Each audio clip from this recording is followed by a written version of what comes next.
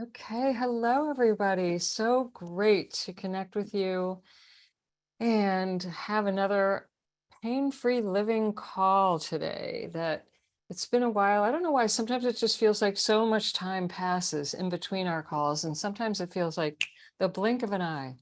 But I guess a lot has been going on planet Earth in my life anyway, and it's just always such an honor to see all of you take time out of your lives to be here.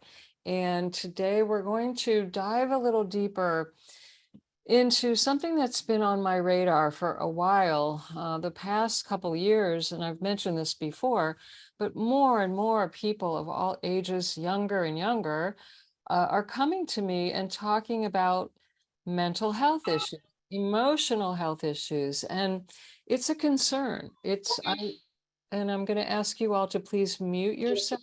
If would everyone please would everyone please keep your phone muted so that it does not interfere with the recording? Thank you. Um, all right, so it's been on my mind and it's definitely been on my heart because I'm seeing more and more younger people coming and lots of anxiety, talking about feeling depressed and suicidal, um, not being able to keep up with their schoolwork, with life, with getting back to people. And, this, I'm seeing this with all ages, but I've never seen so many coming that are younger and younger all the time. And it has gotten my attention. So I want to talk tonight about mental health, emotional health, how that relates to physical health, and what we can do about it. What are some non-drug solutions that we all need to practice and we all need to demonstrate for our children, our grandchildren, the children in our community, the young people, the young adults? We all need to be a model for our own mental and emotional health, our own physical health.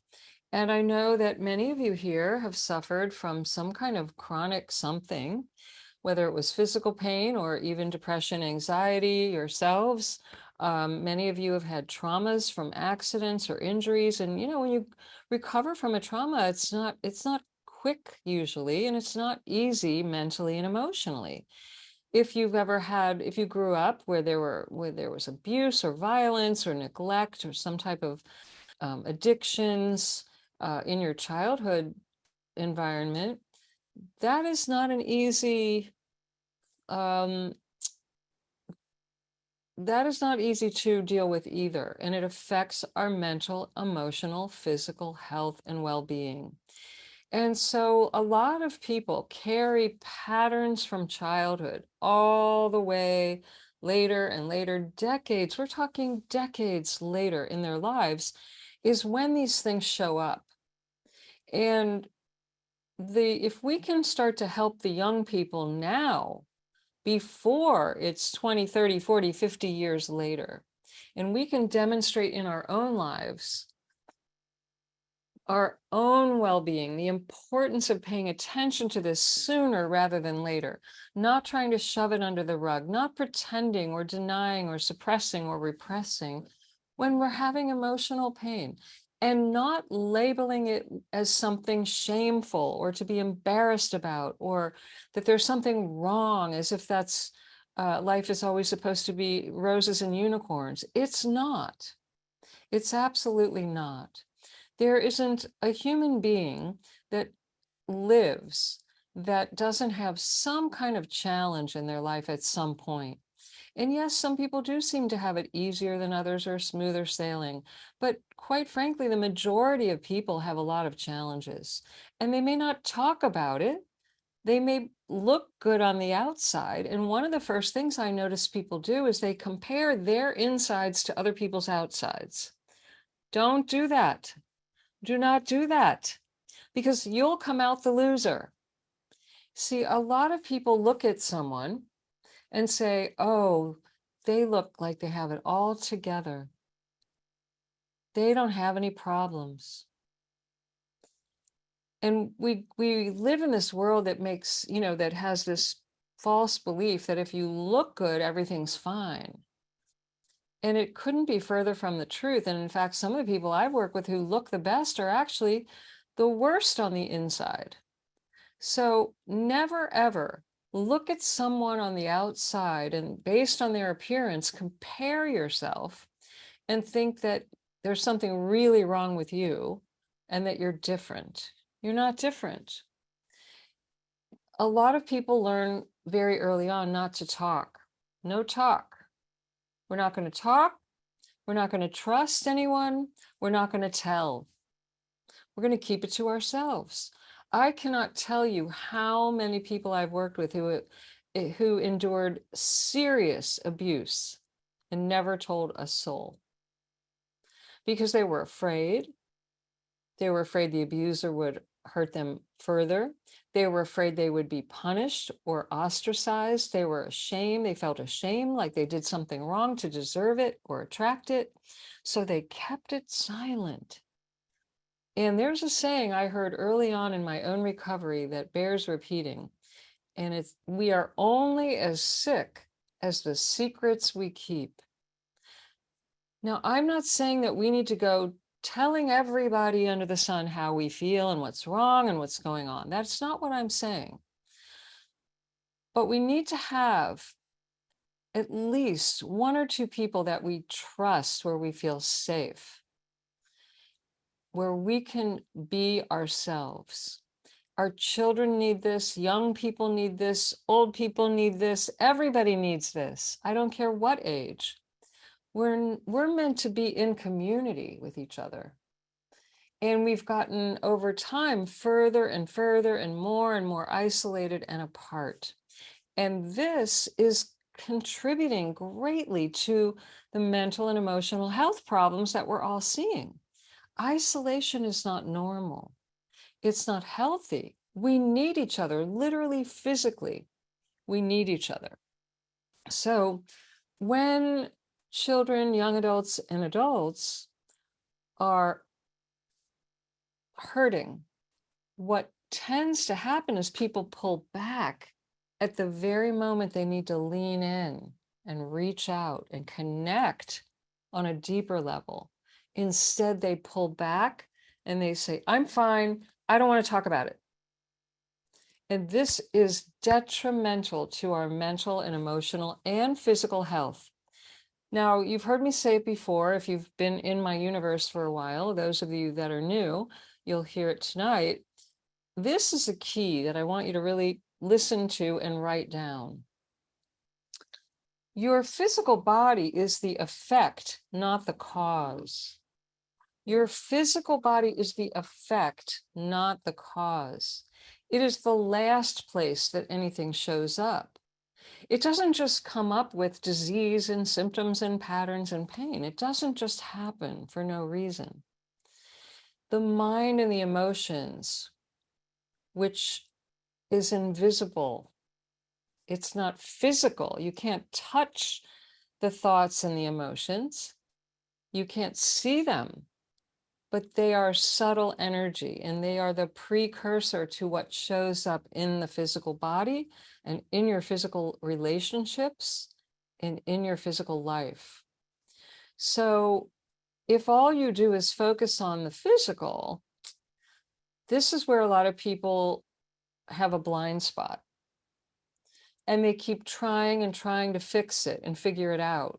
And they take drugs and supplements, they have surgeries, they keep getting tests, they go to specialist after specialist, and they can't figure out what's going on, or nothing shows up on a test, or something shows up and then they try something to fix it and it doesn't work. And then they try something else, something else, something else. And I know many of you, that's been your story, where you tried 15 to 100 things and nothing helped. This is a complete indicator that it's mind and emotions that are contributing. These are the hidden reasons, and very few methods and practices go deep into the hidden reasons that don't and won't show up on a medical test. They are invisible to the naked eye. They go deep into the emotions and the belief systems, the thought habits. And this is where, if we don't examine this and we don't learn to examine it at an early age, it will come up later. It's bound to. Things that we suppress or deny or are afraid to share, they show up later and can wreak havoc with our physical health, our relationships, our career, our sense of purpose, even our finances. Yes, everything is energy and everything is interconnected. Write that down. Everything is energy and interconnected. And so how we deal with one thing in our lives is how we deal with everything. You'll start to see patterns. How you deal with one area of your life is probably also how you're dealing with other areas of your life. For example, when I was growing up, it didn't feel safe to express my thoughts, ideas, opinions in many cases. If I did, oftentimes I was either criticized or put down or told I was wrong or silly or stupid or whatever. So I, over time, learned to keep it to myself, keep it quiet, shut it down.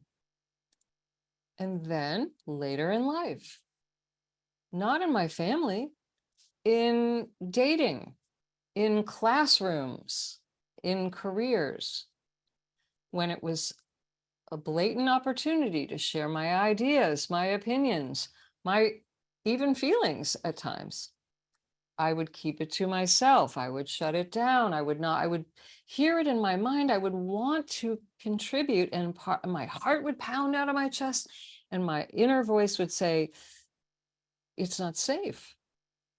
They might think I'm stupid. What if I look foolish? What if nobody understands? I had that fear running from childhood. And so I created a habit of not participating in many, many cases when I should have spoken up, could have spoken up, but didn't.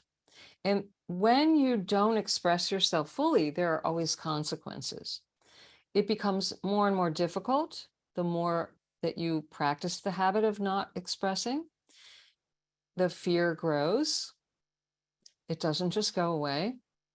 The feeling of separateness, of feeling different, like you don't fit in, it expands, it increases.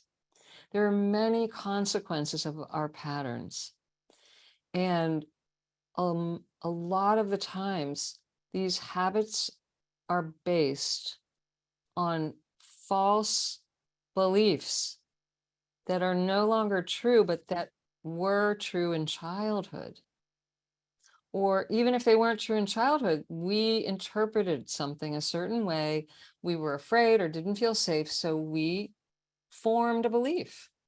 And we take that belief with us into our relationships, into our careers, into everything we do later in life. And then we look around and we go, why am I so unhappy? Why do I feel like I don't fit in? Why does everybody else get things that I don't get? Why do they accomplish? Why do they achieve? Why do they succeed? And I'm just stuck at home feeling like, what am I doing here? It's because we formed a habit, and this habit is not serving us. And even if it did serve you in childhood, because see, we survive many things in childhood doing the best we can. And sometimes the best we can is by shutting down. But that's not a healthy, strong habit to continue when you're 40, 50, 60 years old. That will make you feel out of whack, out of place, and like you don't fit in. And then you're always judging, comparing, not measuring up, wondering, why does everyone succeed but me? Why can't I be happy in my life or accomplish what I want?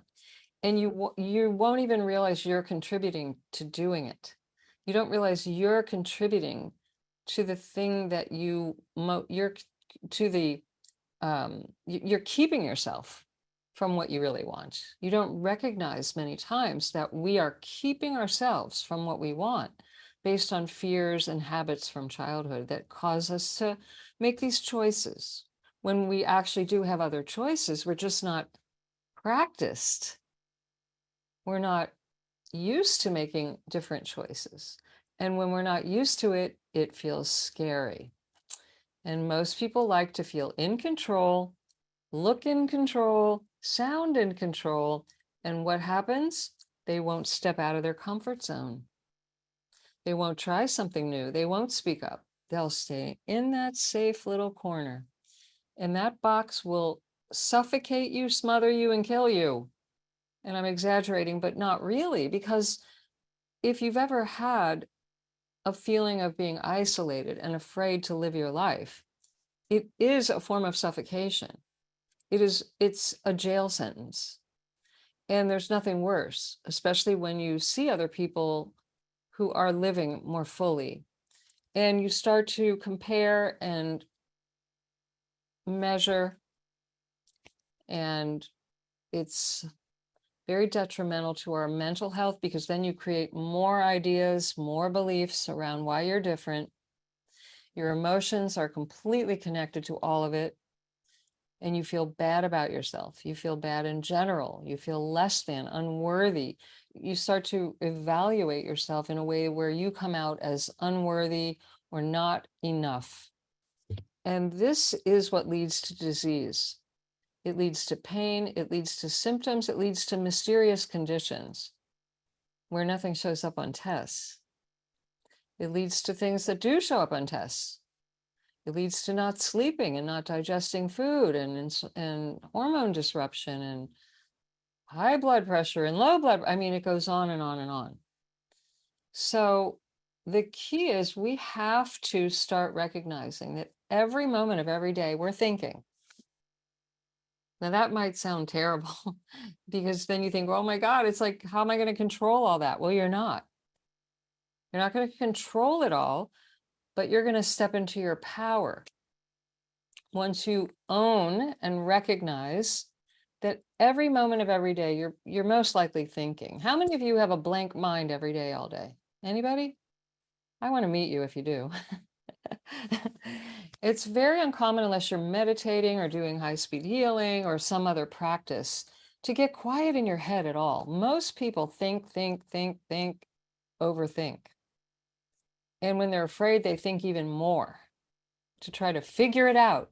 When they're sick or have pain or symptoms, they think even more, because we live in a mental world that encourages thinking over feeling and encourages you to figure it out and get rid of it, because you want to look like you're in control. And so the mind is designed to think. There's nothing wrong with that. Don't ever judge yourself for having a wonderful thinking mind. It's beautiful, and there's appropriate times and places to think. In fact, your thoughts are there to back up and support your heart's desires, your truest, highest calling, your dreams, your goals. Your thinking mind is there to support your nature. Your nature isn't a thinking apparatus. Your nature freely expresses if you let it. Our mental health and our emotional health and our physical health is based on following our true nature. Think about it. If you had a dog, but you wanted the dog to fly like a bird, and you forced the dog to do what birds would do, would that dog thrive? No, not at all. Because the dog's nature is it's not created to fly. Likewise, if you took a fish and you decided you didn't want the fish living in a fishbowl in water, you wanted to put the fish on a leash and walk it like a dog, the fish would die in no time. That is not its nature. If you took a young child and you expected it to be an adult, Or if you took a child and treated the child like an animal. You see what I'm saying? When you don't allow the nature that is coded in your DNA to be what it's designed to be, something goes awry and can go as extreme as death. If you try to force nature to be what it's not. Now, the only beings that try to override their nature, their DNA, are humans. The dogs aren't trying to be cats or fish or birds. They're being who they're designed to be. Humans try to be something they're not. They try to look and act and feel and think like in ways that can go contrary to what would naturally be right for them. And you will always know when you're doing it because you will feel uncomfortable. So if you're trying to override your blueprint and you don't like the feeling that will naturally occur when you shut yourself down and don't fully express, the solution is to numb out, drug out, stop the feelings. Because how else are you going to tolerate it? So in my case, that's what I did, and it worked. It worked for a long time. I could just shut my head up and get those emotions out of the way to do what I wanted to do. By taking a drug, drinking a little too much, overeating, oversleeping, whatever it was, to try to numb out and shut down the inner voices which will naturally come up when you don't follow your blueprint. You will feel uncomfortable. And unfortunately, if the people around you don't nurture your nature, you may get the message that just get over it or just be uncomfortable, but don't follow your blueprint. This is where, again, if you think, a lot of young people, it's very important for them to fit in and be liked and approved by a peer group. It's important for adults too. It's very important for teenagers and young adults. And so oftentimes they will pretend that they think or feel a certain way, and they'll try to look a certain way and try to be cool and act cool, whatever that means at the time, whatever the cool du jour is, right? So by doing that, they may get the apparent approval. They may seem like they fit in, but at the expense of an inner conflict that never shuts up, that twists and turns and is felt in the body. And then they're going to want to change how they feel because it's so damn uncomfortable. How many can relate to what I'm talking about? Give me a heart, a thumbs up, a hands, a head nod. Are you following, relating, resonating? Have you ever experienced this? A few of you? What about the rest of you? Only a few? Okay, more and more thumbs going up. Yeah. It's a real dilemma, and it's going on more and more than I've ever seen. And I'm sure it's always gone on, but I'm seeing it just so much.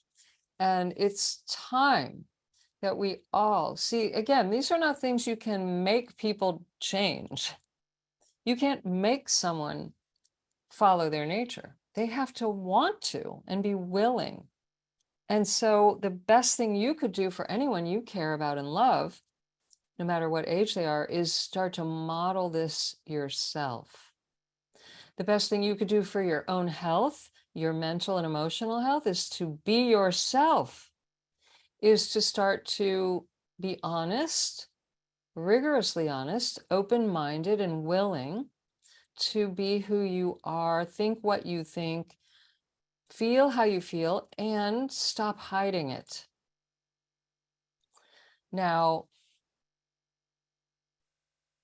obviously, I do come from a place where we don't want to do harm to other people. So there are times where it may be the most loving thing to keep our mouths shut But most of the time, that's actually not true. And a loving act isn't something that avoids and diverts conflict.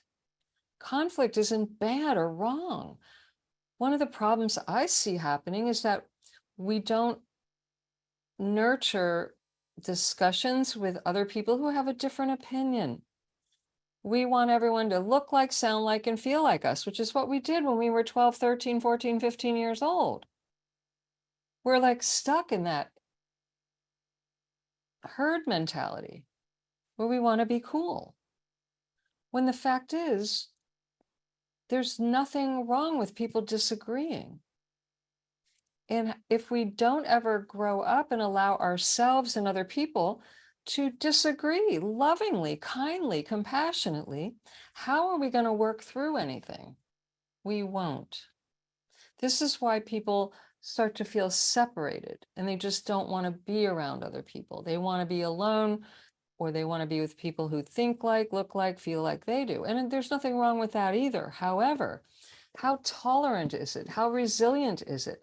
How enlightened is it to expect everyone to think, look, and feel just like you and me? Where's the beauty in all the diversity and in all the colors in the crayon box? All those colors are beautiful and have a purpose and make art more interesting. So we have to start to first give ourselves permission, because if we can't give ourselves permission, we won't give other people permission either. We're in there disagreeing with our own self and telling our own self, don't say it, don't say it, don't show it. If we can't get through that, how are we going to allow other people? Most likely we won't. And we'll shut the young people down as well, which is part of the young people I've been working with. They're afraid. They're afraid to speak up. They're afraid they're going to be wrong, and they're being graded all day. Sometimes at home, always at school. And we all grew up in a world where we're graded for everything. What if we just take the grading of everything off for a minute or two every day, an hour or two, maybe a whole day? What if you went through a whole day without judging yourself, which is another word for grading? What if you went through one whole day and did an experiment? I have my clients do this and it works. What if you go through one day or 1 week, if you're really brave, and you do your best to not judge yourself or other people, just to see what it feels like? It's harder than you think, because you'll discover how often you're judging. Even if you think you're non-judgmental, you'll find out you are. And again, don't judge yourself for being judging. Just notice it and then drop it. And replace it with these words. That's interesting. That's interesting. Oh, that's interesting. Oh, that's an interesting idea. That's an interesting thought or emotion or perspective or opinion. Instead of, oh my God, that idiot. They're wrong. How dare they? Instead of taking something personally, instead of interpreting, how about allowing it and saying that's interesting? Now, obviously, I don't mean if someone's harming someone else or there's violence or abuse of any kind. I'm not saying that. But in general, if you notice and you're honest with yourself, you may discover there's a little voice in there all day long comparing, making you better than, less than, rarely equal to. And if it's not you, it's them. They're less than or better than. This is why we're so unhappy and in so much pain. And you might think, well, what does that have to do with health? It has everything to do with health, physical, mental, and emotional health. But when was the last time you went to any health practitioner and they said, how often do you judge people? How often do you judge yourself? There's no test for that. But I promise you, it is the formula for unhappiness. And if you're unhappy long enough, and if you feel either better than or less than long enough, it will create some kind of disconnect. sense of separation and pain that will show up physically, mentally, and emotionally. You see, all health and healing is about connection, similarities, not differences. Healing requires connection. Health is union, not separation.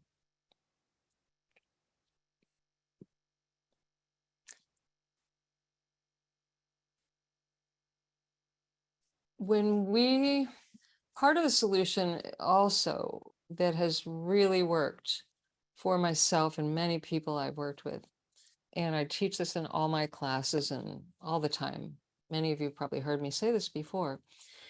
The most important relationship you can ever develop is the one with your deep inner self and with your higher power. And a lot of people don't have a higher power. Well, they have one, but they've made their higher power money or another person or a job or something physical. And I'm not saying those things are bad or wrong at all. But if you are not connected from within, your own deep inner self, which, by the way, you connect to through your feelings. And your intuition is connected to your feelings, and your intuition connects you to, call it whatever you like, God, the universe, cosmic information, the divine mind, the infinite field. See, there's something greater than me. I didn't create all this, and I don't have all the answers. And we can tap into that higher information, but it requires, believe it or not, going in, not out.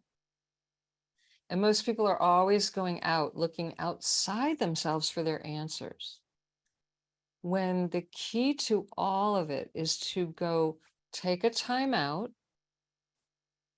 take a time in, do deep listening to the inner answers.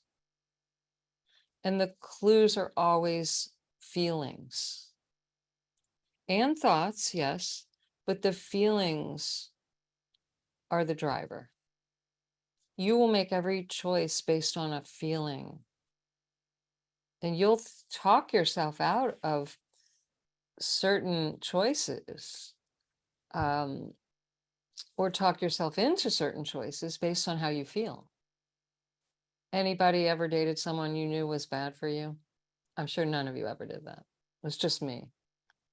You knew, but he was so cute and funny and whatever. So you talked yourself into it with your thoughts to back up the emotions that really made the choice. We make choices all day long based on emotions, but we're thinking all day long as well. And so the key is to get both in alignment, on the same page, honestly, where the thoughts support the emotions, and the emotions come from a place of truth and what we know is best. And it's aligned with the intuition as well, which we feel and is often a quiet voice, a silent hunch or a feeling or a curiosity or just a knowing. So all of this requires getting quiet, because if you're distracted and if you're scrolling looking for the answer, and if you're Googling and if you're reading yet another book, again, there's nothing wrong with any of that. But if you're getting all worked up to try to find the answer outside yourself, you won't hear it inside yourself and you won't feel it because you're too distracted from it. So please write this down. The solutions for mental, emotional, and physical health in every area of your life requires taking a time out, taking a time in, a time to go inward, quietly alone, to deeply listen to your thoughts, to what's bothering you, to your feelings, and you must feel in order to heal. You must feel in order to hear. So you take the time out. And I don't mean once a year. Ideally, every day, a little bit. If you can't do it every day, that's understandable. Everyone's super busy, right? But when the busier you are, the more important it is to take a time out and a time in. And when you go in, it needs to be, we need to train our kids too to say, do not disturb. We need to turn the ringers off, put the do not disturb sign on the door, and say, this is my time. And if you model that, the people around you will respect it, maybe not right away because they're not used to it, especially if you're one of those overgivers, overdoers, overhelpers who's always available for everybody else and not yourself, which, by the way, is one of the top reasons for symptoms of pain and disease. Overdoing, overgiving, always being there for everybody else and not for yourself. That will eventually catch up with you. So when you take a time out, you let everyone know this is very important time for me. Do not disturb. I'm not available. No is a complete sentence. Not right now. No.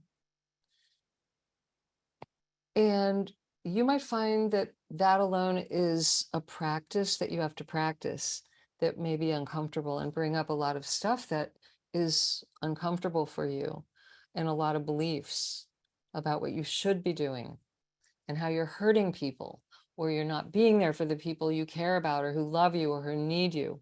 And this is where you start to hear the very ideas that are causing the problems in your life that lead to the patterns, which then add to the problems and the pains and the patterns.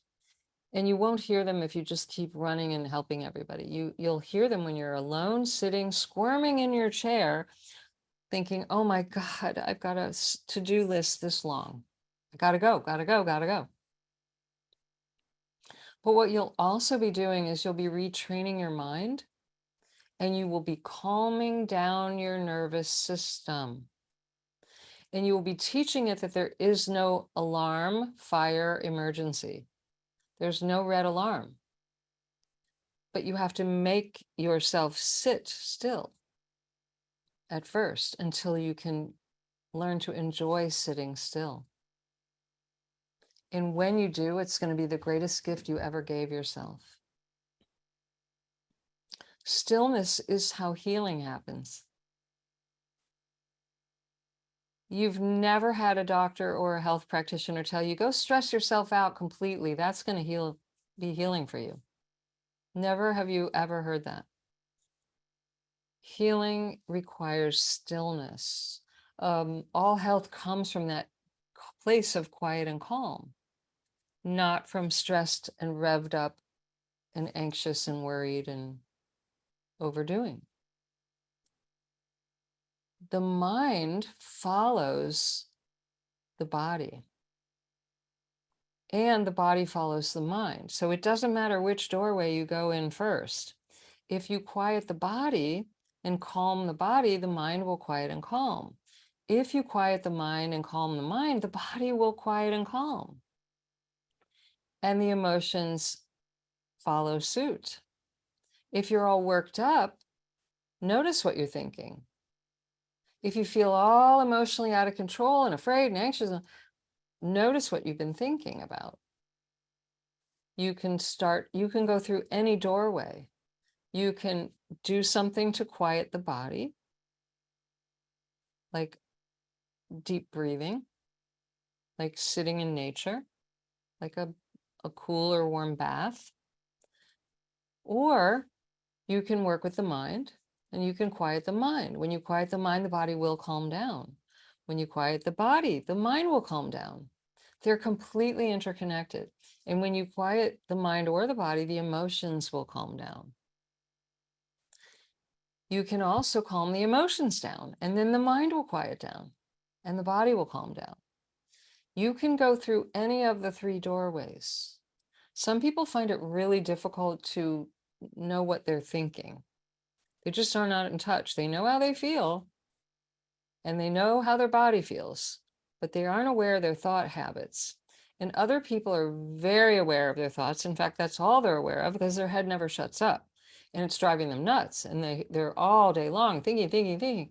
And the thoughts are not, comforting thoughts, but they're not always aware of their emotions and the connection. So most people have a certain pattern. Either they're thinkers or feelers, emotional, or they're very aware of their body. Some people are not aware of their body. When I ask them, well, they tell me I'm all stressed out, and I ask them, where do you feel that in your body? They're not aware. There's a disconnect between what their thoughts are or their emotions are and where that's getting feedback in the body. So which type are you? Close your eyes for a moment. I'm going to ask you to do a couple things to help you discover what your style, your learning style is. And I want you to remember something pleasant that happened recently.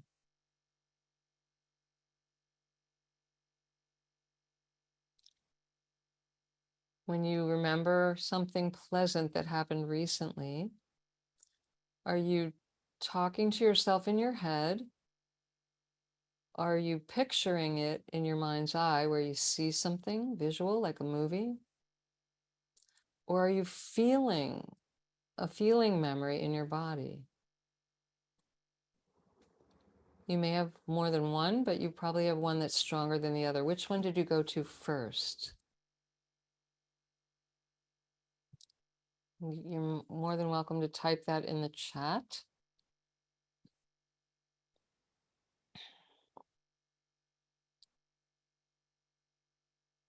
So we got a feeler, we got a thinker. What else? Who else? Did you go to the feeling first, the emotion first?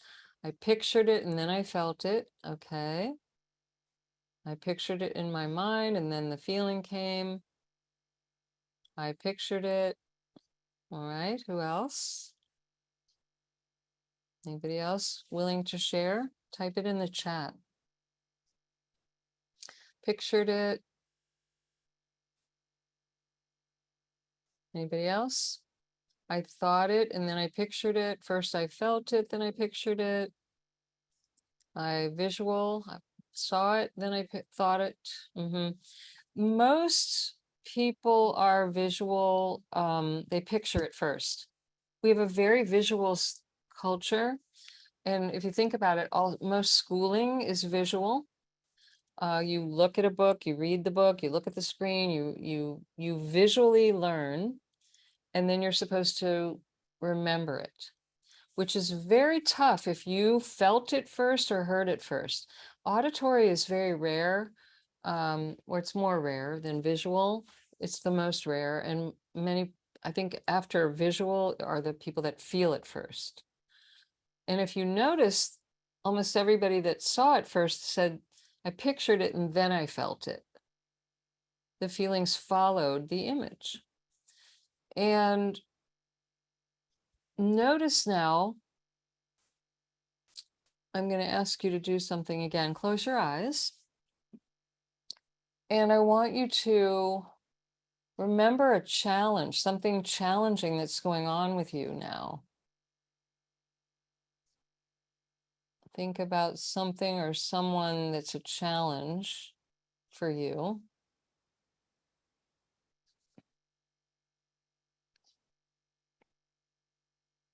How do you know it's a challenge? Is it what you're telling yourself, thinking about, feeling? How do you know it's a challenge? Type your answer in the chat. How do you know it's a challenge? Feeling it. Dawn is feeling it. Chris is feeling it. Annette is because I refuse to do it. Well, there's a reason you're refusing to do it. How do you know that how do you even know to refuse to do it? Why do you refuse to do it? Nancy said feeling it. Pieta said feeling it. Alina said feeling it. Carol said thinking it, then feeling it. Tanya said negative thoughts about it. Sananda said thinking to feeling it. Jessica feeling it. See, so when something's a challenge, most people will go to feeling first because they don't like the feeling, and that's why they label it challenging. It's interesting how when something is challenging, we're more in touch with the feeling of it. So when you have those feelings, what do you do with the feelings? When you're aware of having, even if you're someone that thinks first, if you have a challenge and whatever you do with that challenge, how do you know what to do with it? You feel something first, perhaps, or you have a thought about it. How do you know what to do about it? What makes you do or not do something about it? Type your answers in the chat. Something's challenging to you. Oh, Nancy, I'm glad. Thank you. Nancy said, this is extremely helpful. Thank you. Okay, so Chris says, I avoid it. Dawn says, it feels bad, so I have to do something. Pieta said, I breathe deeply. What do you do with it? When you find something is challenging you, what do you do about it? Nancy said, I wait to feel my intuitive guidance by getting quiet. Awesome. What do other people do? What are you doing with the challenges? You want to know what your habit pattern is if you want to be able to solve something. Tanya said, determination and a sense of right or wrong motivates me or shuts me down. So that's thinking. Right or wrong are thoughts. Well, I don't know. It might be you have a sense of right or wrong. But that might be your conscience. It weighs on your conscience. That's more thinking. Jessica said, I ask myself questions to process it. Paul said, I try to convince in dialogue. However, this does not work. You try to convince yourself to do something, but it doesn't always work, no. Nancy said, I ask what else is possible here. That's a great suggestion, by the way, everybody. When you ask what else is possible, it opens up a lot of other options because most people get bogged down with trying to get it right or wrong, which is, Tanya, why when you say, you know, I go into negative thoughts or a sense of right or wrong to motivate yourself. There isn't typically one right and one wrong. And that's where people get stuck many times. They overthink trying to find the right answer. Let's see. Brenda said, I wait and hope it will work out in the way that I need it to. So you're doing nothing about it, waiting and hoping. That's what you do, is you wait and hope. Some people take action. Some people go into non-action. Pieta said, I worry and then I research the options. Yeah, because that's what a thinker does. I think about it, which is what worrying is, and then I research to get more ideas. And this is why people often feel so out of control and never make a decision, because they overwhelm their mind with a lot of information and they get confused. And Carol said, I avoid if I get stuck. Well, avoiding is a way to get stuck. So it's probably that you're avoiding because you aren't sure what to do and you're afraid of making the wrong choice. Do you resonate with that? Most people only avoid if they're afraid of the outcome, or they're afraid of getting hurt, or they're afraid of making the wrong choice, and then they'll have a bad outcome. Because when you're clear and you're confident, there's nothing that would stop you. But if you overthink, which is what most people do, to try to get it right, which, think about what I've been talking about today. It unwinds that ball of string all the way back to judgment and to feeling better than, less than, right or wrong. This whole way of thinking that we have learned and practiced for a long time on our planet gets you into a gridlock, because there's usually more than one answer. There's usually more than one solution that would be desirable or undesirable. And you may want to start thinking in terms of more desirable, less desirable, instead of right or wrong, because there is no one right, one wrong. Everything that you choose to do is going to have a consequence. And yes, it's good to think it through of the possibilities, but there's no guarantee of the outcome, no matter what you do, especially if other people are involved. And so this fear of how things are going to turn out is what a lot of young people do. They're doing it all the time. I'm hearing their conversations, and they're terrified to do anything because of getting graded. And by getting graded constantly in school, they start to grade themselves all the time. And I bet you a lot of you do the same and have learned the same. And we learn it in religion, and we learn it from family, and then we take it on and we do it to ourselves. And so we're so worried about getting it wrong. So here's a novel idea.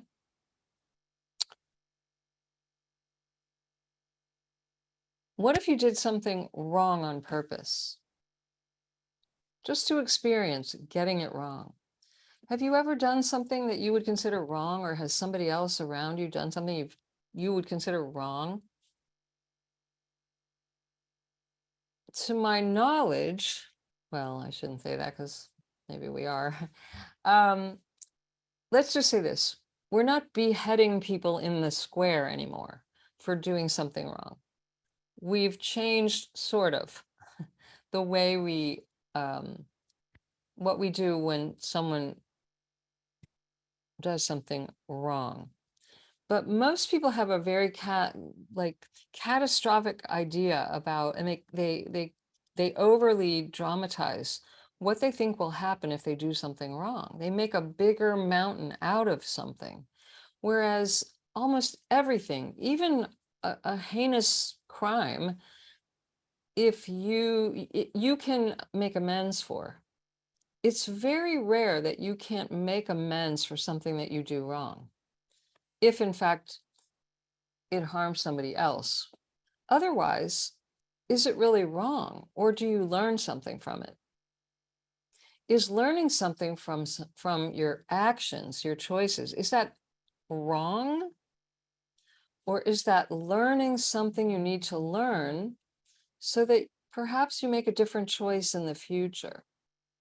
Now, obviously, if it brings harm to someone else, that's not something I would condone. But most people aren't walking around purposely trying to harm other people. I doubt any of you are doing that. You're probably worried about, should I buy this or do that or take that medication or go here or marry this person or date that person or take that job or travel or whatever it is. These are things we get all wound up in knots about. Should I speak up at work? Should I tell my son what I think? Should I tell my best friend? I don't agree. These are causing inner stress that could easily be solved. And the worst thing that could happen is you do something that you regret afterwards. That isn't the end of the world either. You can make amends if you really genuinely feel like you did something that you regret. You're not as stuck as you think, unless you're stucking yourself, which I just made that word up. You are not stuck anytime, anyplace, anywhere, and you are not blocked unless you are purposely not choosing to take an action or speak up or make a decision. That's in your power. And our mental health goes down when we don't take action, when we don't speak up, when we hold it in. Remember, everything's energy. When you don't make a choice, when you don't speak up, that energy goes somewhere. If it's not going out, which is what action and speaking up do, that's an outward expression, it goes in. If it goes in and it's held in for a long time, and sometimes not even a long time, you're filling the balloon with what oftentimes will become great discomfort. Are you with me? Have you known yourself to do this? So here's what Paul just perfectly illustrated. He said, I overthink, then I get stressed, and I create a significant problem. So it's better to go inside in silence. We overthink. The overthinking causes the stress. It creates the problems. And then we go, I don't know what to do. I don't know. Here's something I want you to write down and really remember. You always know.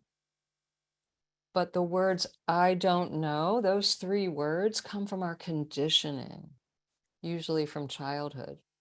When you find yourself saying, I don't know, I want you to stop everything and take that time out, take the time in to be silent and really get honest with yourself, because what you're going to find is you probably do know, but you're afraid to take the action because of some perceived outcome, some kind of harm that will either come to you or you'll lose something. And so people go into, I don't know, that overwhelming, spinning, confused feeling to avoid having to take an action that they're afraid to take. Really think about this and experience this the next time you go into the I don't know. You always know. And it will be a feeling. And then your head will try to override with some idea of why you shouldn't or why you should. This is the disconnect between the head and the heart, the head and the gut.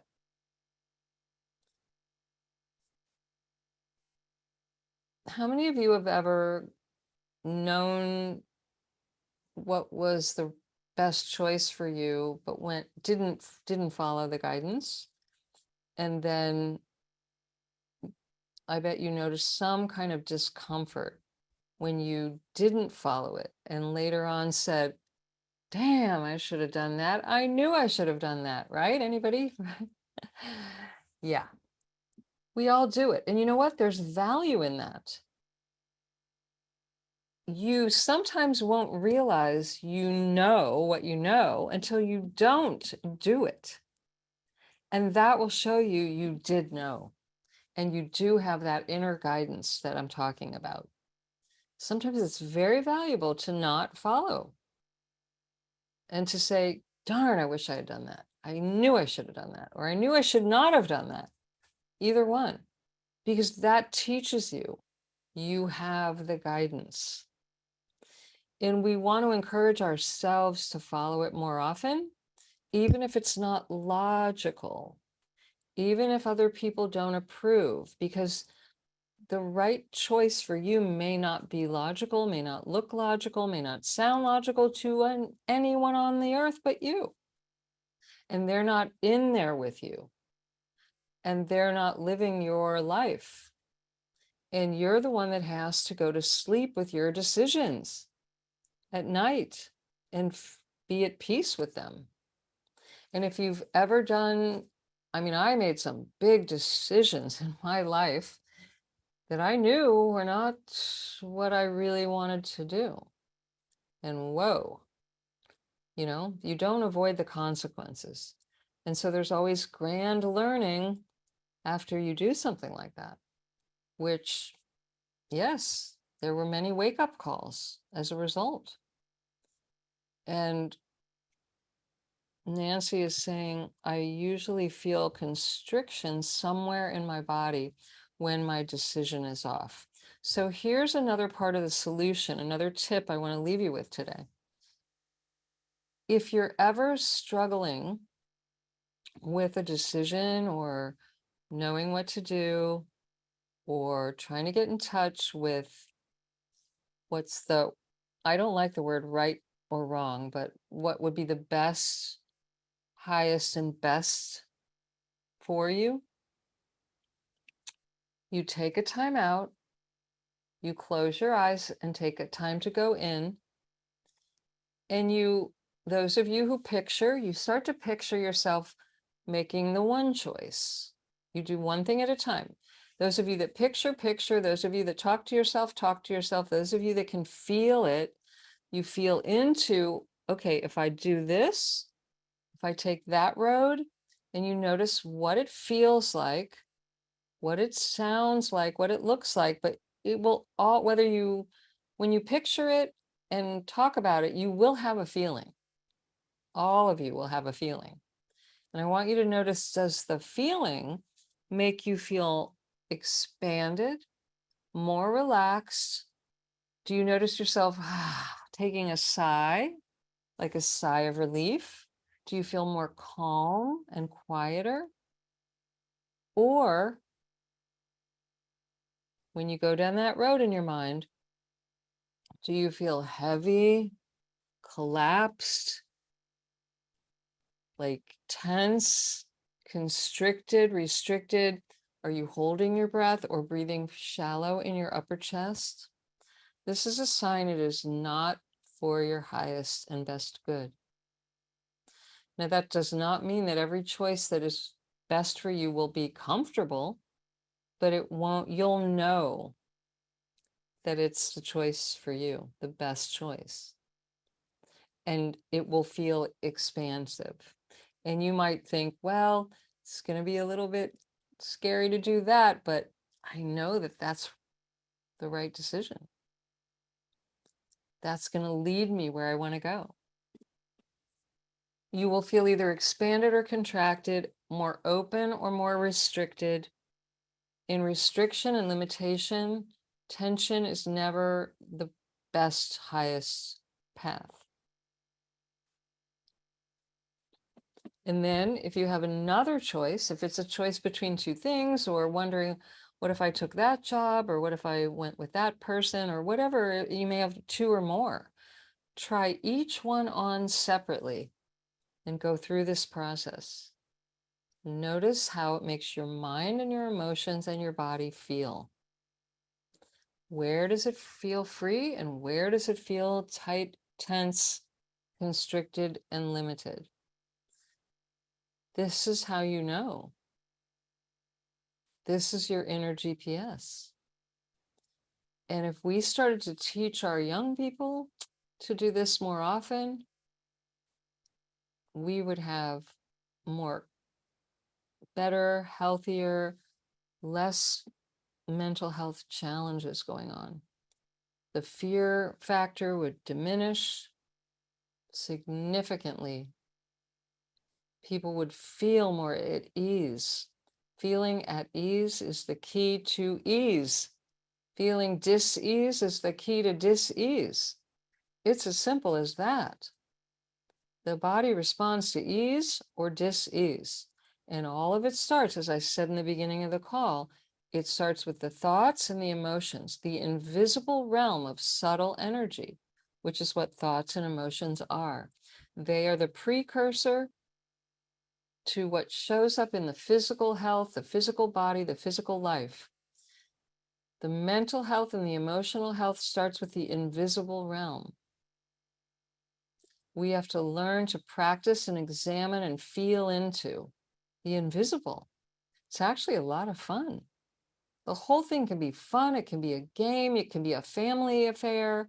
It can be so much fun. Enlighten everybody's spirit. This whole heaviness, just think about, I got to make the right decision. Think that one thought. Close your eyes. I got to make the right decision. How light and free is that? I got to make the right decision.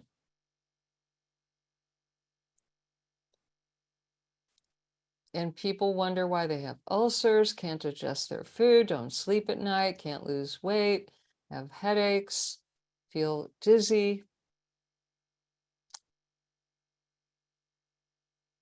It's all related, my friends. It's all related. All right, questions, comments. Thank you for the compliments. You're very welcome. I'm so glad you're getting value here. And yes, Nancy said, use the body as an oracle. Absolutely. So exciting. Let's see. Yeah, Nancy said, I usually feel constriction somewhere in my body when my decision is off. Absolutely. Yeah. You know, let's see. Deborah said,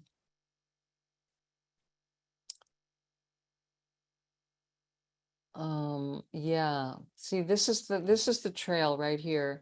Deborah said, she said, COVID got a hold of me and I labeled the experience challenging because of uncomfortable physical sensations, limitation, restrictions, and then I was unable to earn income, which equals stress, which equals self-judgment. See, there's the pattern right there. And what you didn't mention is that the reason it got a hold of me and was challenging, if you look at what were your feelings about it and your thoughts about it, they were probably fearful thoughts that created fearful emotions. And then, yes, you couple that with the physical sensations, and then you worry about the future. That's the formula for making it worse and feeling really petrified and feeling clear about what to do. And it doesn't give your body a chance to recover quickly because it's under deep stress from all the mental worry and the emotional frequencies that emotions emit, which tanks our immune system. See, fear is the emotion that is the strongest in a negative way, affecting the immune system and the nervous system. Fear. And if we're thinking fearful stories, we're going to experience fearful emotions, which then affect the physical health. So if you're not 100% absolutely certain something is true, you have no business thinking it when you're sick, especially, because all it will do is make you worse and take longer to recover. If you are not 100% certain that that fear is absolutely guaranteed to be true, it would serve you to move away from it and find something else to think about that would lift you higher vibration, not lower vibration. That is, if the outcome that you want is to feel healthy and strong. Our emotions are the #1 contributor to our health. They emit measurable frequencies. And here's the other thing that's pretty interesting, is a lot of people get very comfortable in a certain range of emotions. And if you look at this deeply, and we don't have time to go into this, we'll save this for another call, but a lot of it was learned in childhood. Don't you ever feel that anger here, and we learn to shut it down. Don't you ever let anybody see you act like that or feel like that or express all that fear. Like there are certain emotions that we learned were not okay, that we learn to stop, literally stop them. We're not really stopping them because they're energy, and energy doesn't just stop, it goes somewhere. What we stopped expressing it, which means we stopped releasing it. And this is emitting a frequency, and it's affecting different organs and your nervous system and your immune system.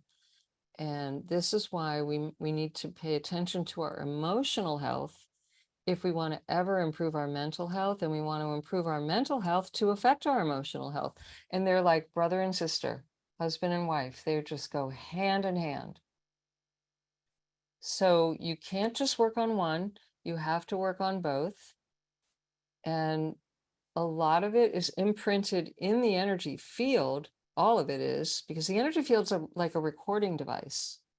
So if you struggle with remembering things from your childhood, especially, and if you struggle with accessing your emotions or your thoughts, but usually it's emotions that are more difficult for people, it's in your energy field, and it will and can come up when you do the energy healing as well. So if you haven't tried that yet with me, I highly encourage you to try it and find out for yourself the power of energy healing. The high-speed healing is, now everyone responds differently. Some people it's very dramatic right out of the gate. Other people it's more subtle and it takes a few times. But it's very rare that people don't experience anything. It's the overthinkers that can get in the way because you have such a strong habit of being an analytical thinker. So you need a few sessions. You need to learn to drop into a deeper, relaxed state, which is what it will help you do, even if you've never meditated. It helps people drop into a theta brainwave state. And the theta state is where your self-healing kicks in and your parasympathetic nervous system wakes up.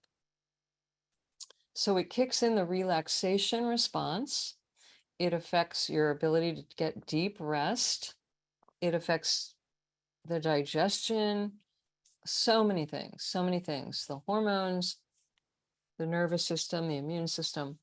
I'd love to invite all of you, if you're not a member, to come into my high speed healing universe. These are live calls. We do 3 times a month, the first 3 weeks of every month.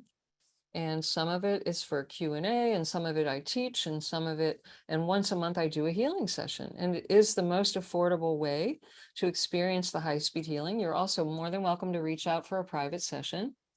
And some of you I've worked with privately, or I'm working with you now. There's different options for private work, but the stick your toe in the water kind of version that's very affordable is the membership. So if you haven't checked it out yet, go over to international. Here, let me type it in the chat. Gotta get this microphone out of the way. Hold on.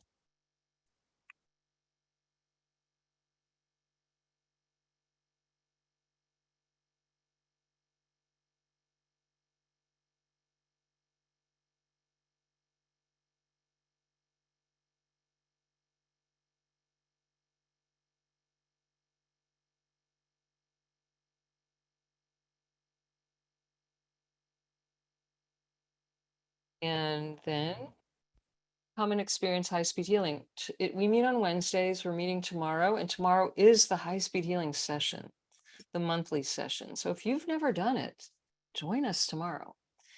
It's a lot of fun. It's actually a very relaxing way to deal with even serious trauma and any other issue that's going on with you. And it would be a pleasure to expose you to it. And by the way, you don't have to be in pain or sick to benefit from it. It activates dormant DNA, which is why some people, they start to feel more creative. They get new ideas. Some people actually notice they're able to see the auras around people. Some people become more in touch with their inner intuitive guidance. It gets much easier to connect to that and hear. Um, Many people feel just much more in touch with themselves and more in their power. But it really helps enhance athletic ability we've seen and creativity and productivity. So those of you in business or have your own business, very powerful to help you focus, get work done, create your projects, get things done. Whether you're in business or not, we all need to get things done, right? So it helps with that. And it starts to clear out some of the disturbances that you may not even know are affecting you. Things like the EMFs, the electronic frequencies that we're all exposed to, they can have a negative effect on your emotions even and your physical health. And it helps clear your energy field from the effects of those low vibrational frequencies. So there's a lot of advantages, especially in the world we're living in now, which has just become like super cyber, right? We need to keep our field cleared and clean.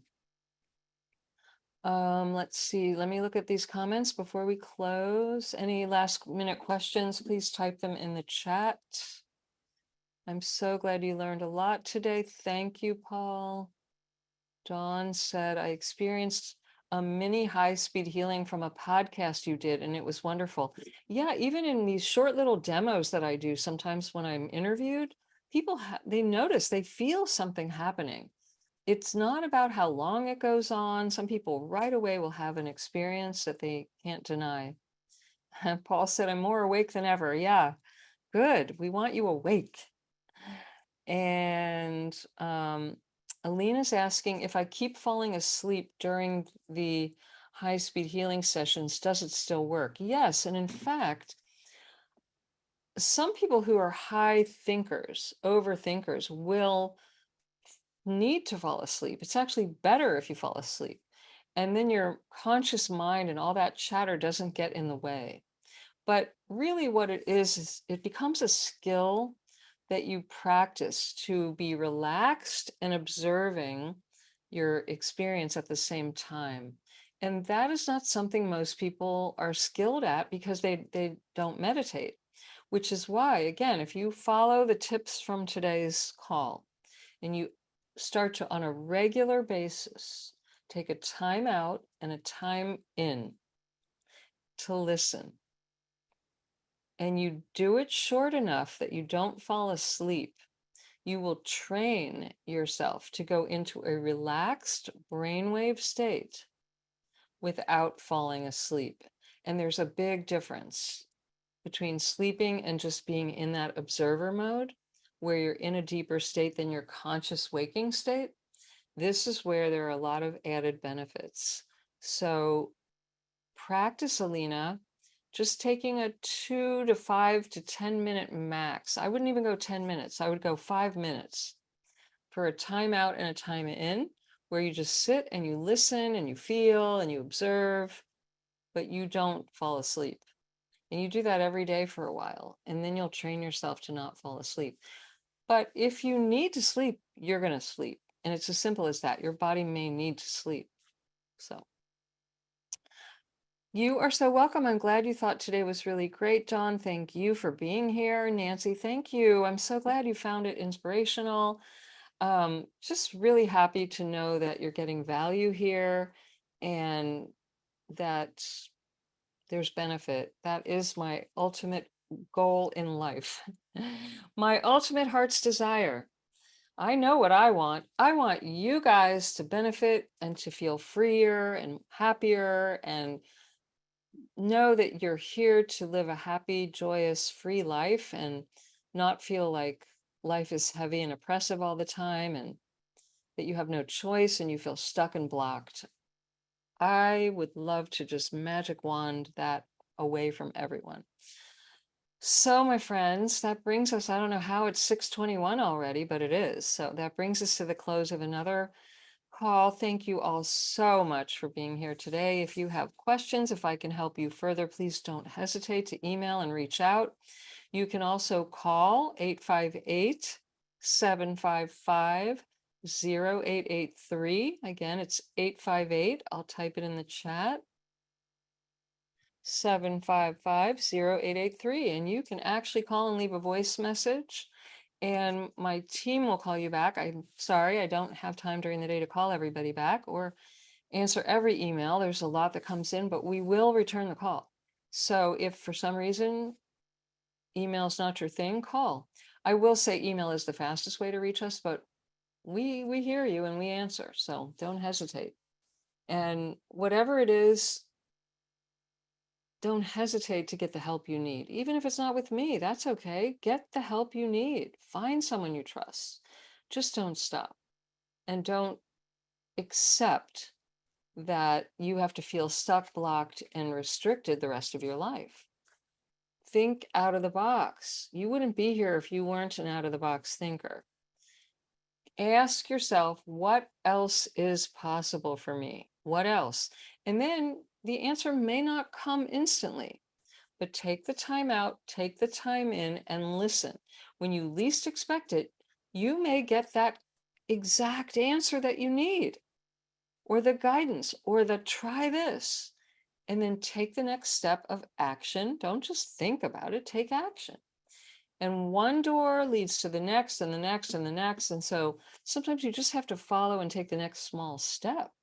You may not get the full download of the whole next year of your life, but you may get the sense, the inner sense, to try that, whatever that is. Always follow that. What's the worst that can happen? You may get the solution. You may find the freedom that you've been looking for. So with that, I will say thank you. Have a wonderful day or night wherever you are in the world. And I'm grateful to you for being here. Much, much love, everybody.